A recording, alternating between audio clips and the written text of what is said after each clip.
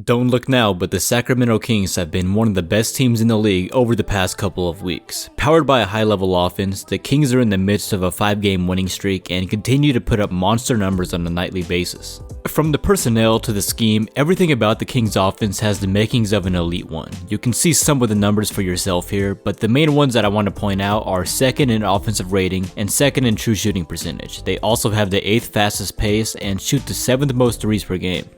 Before we dive into the film, here's a brief preview of where this offense is going to come from. You can see that the Kings have the 5th highest frequency of points coming in transition, and most of their half-court offense revolves around handoffs, where they rank 1st in frequency. These handoffs usually come from the high post or elbow area, which is why they also rank 4th in elbow touches per game. But without further ado, let's go ahead and dive into the tape.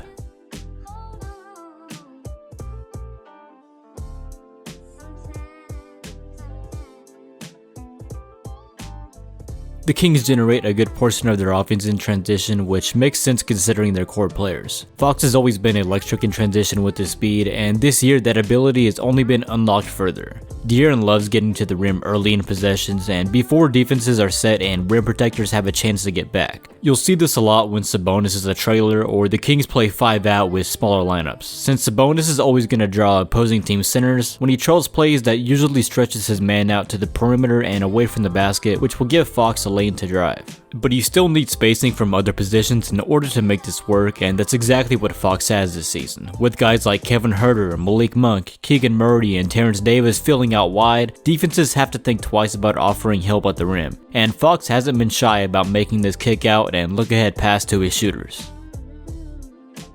Sabonis is the other key player who thrives in this early offense environment. One of Domas's most impactful skills is the ability to grab and go. Almost every defensive rebound he gets turns into a bust out where Sabonis pushes the ball up the floor himself. Unlike Fox though, Sabonis isn't looking to attack the basket himself, more so he's looking to create for others. Domas loves to dribble at his guards and set up these dribble handoff pick and rolls, where it's actually Sabonis who has the decision-making duties. You'll see later on how the Kings' half-court motion offense revolves around movement and cuts off Sabonis in the high post, and these grab and go bust outs are a good way to generate these types of actions without having to get into a set. Perhaps no player has benefited more from this ability than Kevin Huerter. Huerter and Sabonis have a natural chemistry playing together, and Kevin is the most common recipient of this transition two-man game. Huerter is an elite shooter, but also has a knack for quick decision making and knows how to utilize his shooting gravity in these actions. When you combine that with the passing and screening ability of Sabonis, these two are nearly impossible to stop. Now going into some of the half-court motion concepts that the Kings use, starting off with this wide out or White Iverson series. Mike Brown's play call for this one is push 5. I've covered a couple of these concepts before, but since the Kings keep adding to it, there's a lot more we can go over. Here every possession starts off with a wide turn screen from the 5 near the top of the key. The first option can be utilizing this as a pin down to get a shot off. When Malik gets the ball here following the turn screen, he doesn't have enough space for a shot, so instead Metu flips the angle of his screen, which turns the play into a high pick and roll for Monk. Malik then draws the defense and kicks out to Fox. But most of the time, the Kings will resort to their elbow series out of the set, so again a wide turn screen for Barnes who receives the ball. But the next action is this wing-to-wing Iverson cut for the point guard, and most of the time the Kings will look to get Sabonis the ball in the high post here. Every entry pass to Sabonis in this area will always turn into split action, so Barnes makes the entry pass, then goes to set a screen for Davion, who comes off the screen right into a handoff. This is all just read and react basketball, and the Kings really have unlimited options here.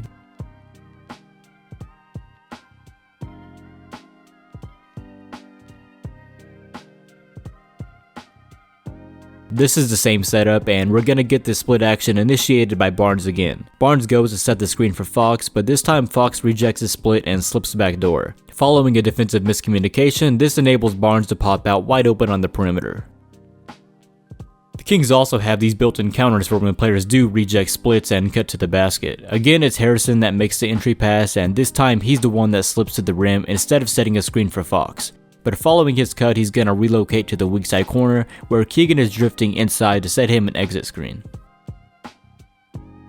Sometimes the Kings will hit the point guard making the Iverson cut instead of going to the elbow series. Here it's Fox making the cut, and he kind of curls off of Chimezie Metu to get downhill, draws the defense, and it kicks out. Fox is coming off the Iverson here again and gets the ball on the left wing. This time it turns into a double ball screen with both Huerter and Sabonis setting Fox picks. So far, everything in this series has been pretty basic, but what makes the offense so special is how many counters and variations the Kings have out of it.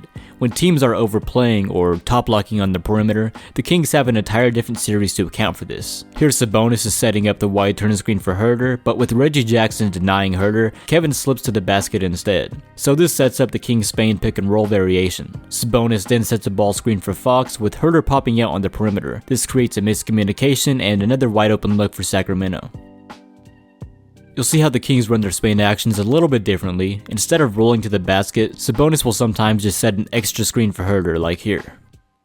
Usually going to the Spain series is a counter to overplaying defense, other times it's by design. Here Coach Brown calls it out by tapping his head, and the Kings naturally turn this into their Spain series. This time it isn't run as smooth and ends up just resulting in a Domas post-up.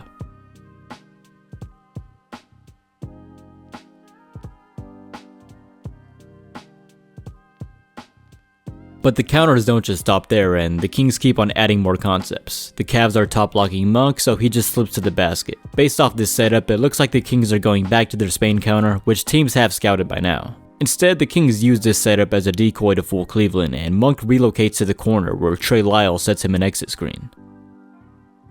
Another option that the Kings have only very recently added is the flex series. Huerter is being denied and just curls off Sabonis to the basket, again creating the same setup as the Spain series and exit screen variation that we just saw. Except this time Huerter will set a flex screen for Barnes, then come off a pin down from Sabonis. The Nets are switching everything but are a bit late in doing so, and Huerter gets a wide open look out of it.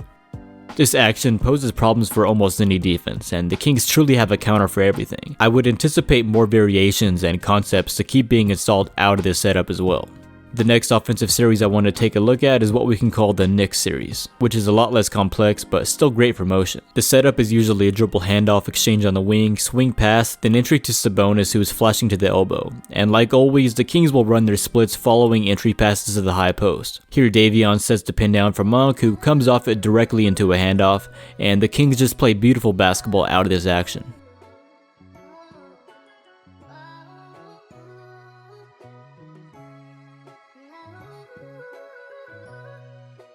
When teams are denying the swing pass like the Cavs do here, the Kings will make the entry to the elbow from the opposite wing. Watch Metu operate out of the high post like Sabonis and find the open man.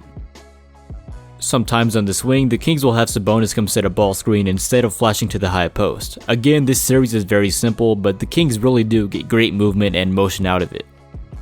The Kings have been running a lot of empty pick and roll, especially more recently. Empty just means no one in the ball side corner, so the spacing on that side of the floor is tremendous.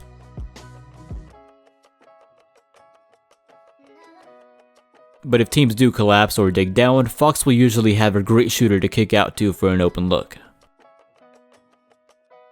A lot of these empty sets are also set up with a backdoor or cut from the corner that creates the empty look.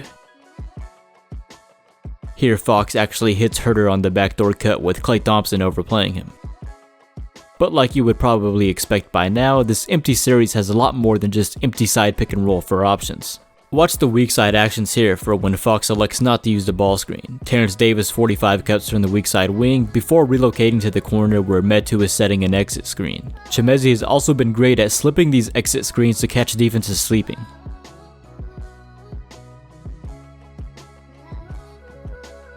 This is the exact same action with Huerter coming off the exit screen and Metu slipping it for an easy basket.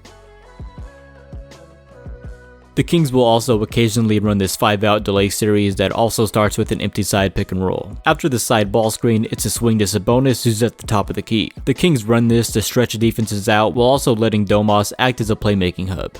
Once Sabonis gets the ball, Huerter and Monk are gonna run some variation of split action. Here Huerter slips the screen, but a timely switch from the Cavs takes that read away, so this sets up an empty side dribble handoff with Monk and Sabonis.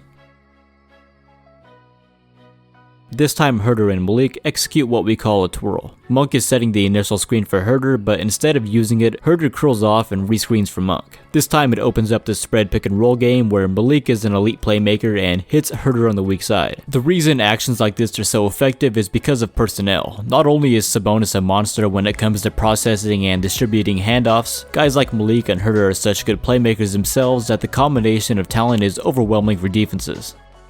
Here's another 5-out delay set, and this one usually starts with Sabonis ghosting a ball screen before receiving the ball in that same spot. The Kings can run splits out of the setup, but usually we've seen this as a designed 45 cut from the weak side wing. So Terrence Davis makes his basket cut while Sabonis dribbles at Monk to set up the empty side DHO. Barnes makes the cut here, and there's so much spacing set up for the Huerter-Sabonis two-man game. Same exact play and setup, but this time watch Terrence Davis following his cut. He relocates all the way to the opposite corner while Huerter sets up an exit screen to get open. This action works because of how well timed it is in correlation with the Monk and Sabonis handoff. The Kings also do a great job in utilizing their movement shooters in these actions. This is a zoom action for Huerter, which is coming off a pin down directly into a dribble handoff. Here it creates enough space for him to get up a shot. Here's the same thing, except this time Huerter will curl off the pin down towards the basket. The shooting gravity of Huerter draws so much attention that Keegan is left wide open behind the arc. Another way the Kings can use their shooters is via this strong series. This action is just a way staggered screens for a shooter in the corner, and in this case it's Keegan who comes off these screens and hits a ridiculous movement 3. And again, when teams overplay these actions, this just opens up the opportunity to slip to the basket like Keegan does here. If the slip isn't there, the Kings will resort to their twirl action once again. So here Monk is one of the screeners, but Holmes will rescreen for him after Lyles doesn't get the ball. Monk curls off the screen and gets right to the rim. Watch this time how following the twirl, Huerter throws it right back to Fox, which sets up an empty side pick and roll. The last key concept to talk about here is the punch series, where the Kings will look to hit Sabonis in the low post. You'll see this a lot in early offense where Sabonis will get great position or get a good seal and demand for the ball inside.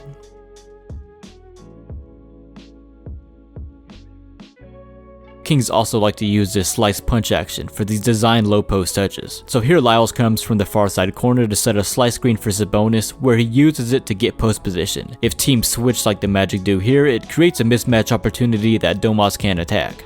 The Magic don't even switch this one, but Sabonis is still much too strong for Banchero to handle.